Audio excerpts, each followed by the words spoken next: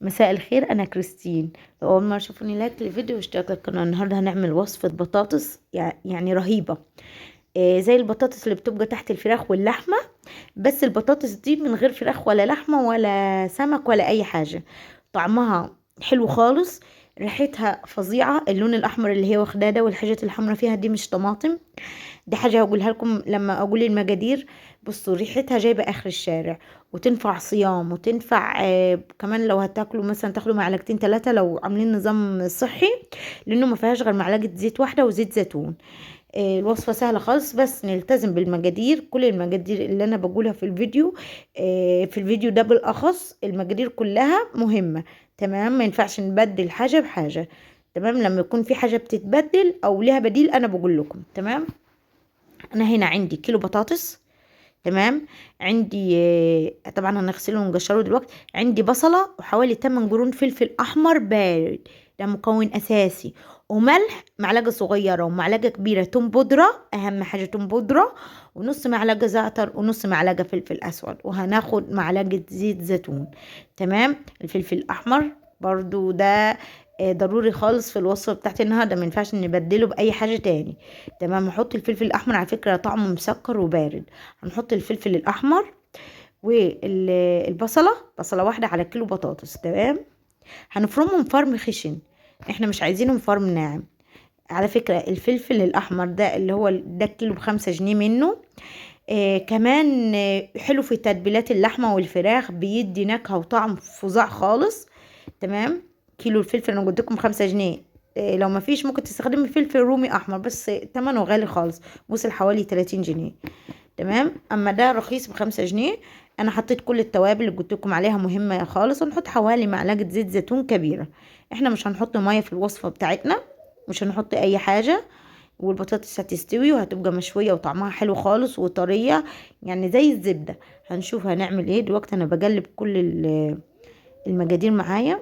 الوصفة دي في الصيام هتبقى حلوة خالص، مش هتبطلوا تعملوها. تمام، انا هنا البطاطس هقشرها واغسلها وهقطعها مكعبات كبيرة يا جماعة.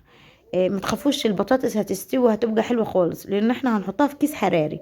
احنا مش هنحطها في صينية، لان احنا مش هنحط مية في الوصفة بتاعتنا. احنا هنحطها في الصينية، فهي هتشوي وهتبقى طرية خالص. طبعا الأكياس الحرارية انا وريتها لكم قبل كده، قلت لكم رخيصة، 3 اكياس كبار تقريبا ب10 جنيه. هنا بحط التتبيلة بتاعتي وهفرك البطاطس كويس، انا مش بحط مية. تمام، هفرك البطاطس كلها كويسة. تمام، شايفين؟ شايفين لونها تغير ازاي؟ والريحة، عايزة اقول لكم الريحة من قبل ما احطها في الفرن ريحتها حلوة. التوم البودرة مع الفلفل الاحمر مع البصل ريحتهم فظيعة خالص. تمام، والزيت زيتون كمان، زيت الزيتون بيديها نكهة حلوة خالص. تمام، وبتبقى خفيفة. عندي صينية ألمونيوم عادي، مش هحط فيها البطاطس، انا هحط البطاطس في الكيس الحلواني، اسفة الكيس الحراري.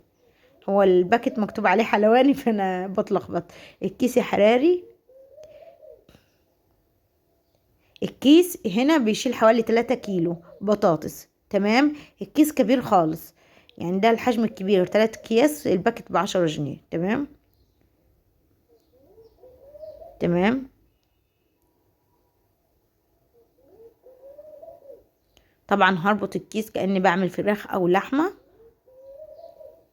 او كأني بعمل اي حاجة. اي حاجة هتحطيها في الكيس الحراري تستوي من غير ولا نقطة مية.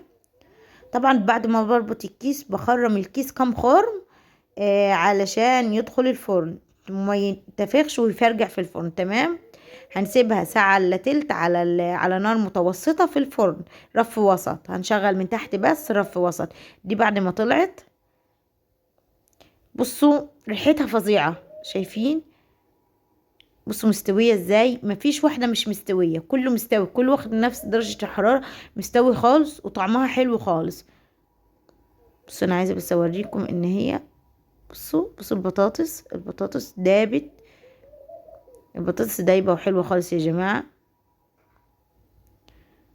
تنفع بقى في الصيام، تنفع في الفطار برضو. آه هنفضي الكيس بقى في الصينية.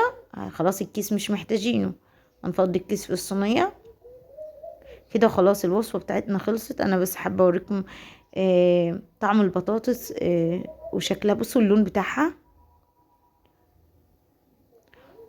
بأمانة وصفة كأنكم هتحسوا ان انتوا عاملين صينية فراخ بالبطاطس. لونه طعمها فعلا حلو خالص. طبعا هتزينها براحتك، ما تزينهاش براحتك، بس حطي شوية شبت، شوية بقدونس، جرجير، اي حاجة. هي بتتاكل بالعيش كده وممكن تاكليها كده. بصوا لونها، طعمها يعني طعمها خرافي بأمانة. اتمنى تجربوها. لو عجبتكم لايك للفيديو واشتراك للقناة.